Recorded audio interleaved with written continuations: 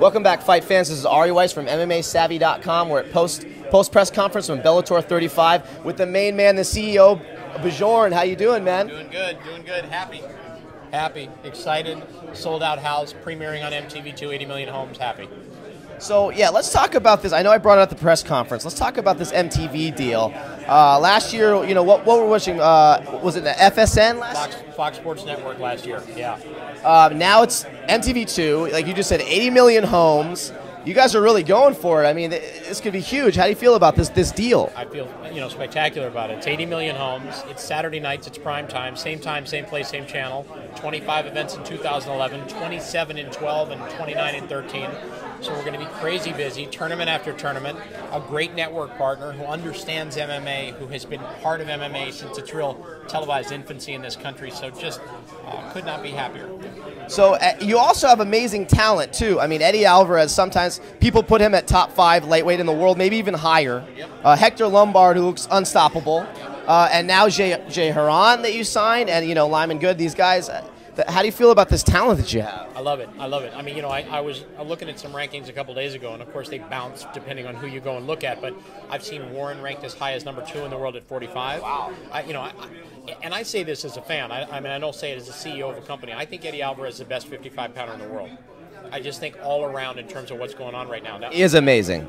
Eddie can fight. Hector Lombard is surely top 6, top 7 in the world at 85. Askren's a freak of a wrestler. Zach Makovsky, I think, has been ranked as high as 4. So we got some really, really talented fighters fighting under this banner. And coming up, guys like Jay Haran, Lyman Good trying to get his belt back. Eric Larkin is coming in for us at 45. Mike Chandler is coming in at 55. There's some very, very... Razor Rob McCullough. See if Razor Rob, kind of resurrects Razor Rob McCullough. There's a lot of really talented guys fighting for this organization. It's great to see. And it looks like, the way that you've been able to combat or to compete with the UFC and Strikeforce is this whole tournament. Everybody loves a tournament, and it's getting everybody pumped up. And I think more and more people are going to watch Bellator because it's really, to get to the championship, you got to get, it's almost like like a blood sport type movie where you have to get through these rounds. It's really exciting. And it seems like to be your niche with Bellator. Were you just a lover of tournaments? I was just a lover of fairness and objectivity. I just think that, like the World Cup, if you're a soccer fan, a bunch of teams start out and at the end there's one left. March Madness kicks off, a bunch of college basketball teams play, at the end there's one left. NFL season starts out, NBA season starts out, NHL season, US Open. I could keep going for about 20 minutes. Every sport on earth works the same way, except the fighting sports, where a guy in a shiny suit sits behind a desk and says, this guy versus this guy for my world title because I can sell that. That's subjective. That's theater.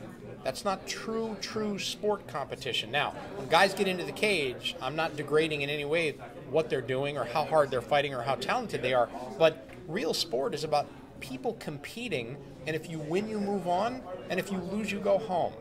So I was always a firm believer that, look, and everybody said, well, you couldn't do it in fighting sports. Yeah, you can. Why couldn't you do it? You're doing it right now. We're doing it. The UFC used to do it many, many years ago. They've done it over in Japan in Grand Prix for years. There's no reason why fighters shouldn't be able to control their destiny and move from a starting position to a championship position based on nothing other than fighting and winning. Not how good their hair is or how cool their teeth look or how great their backstory is, right, but whether they win.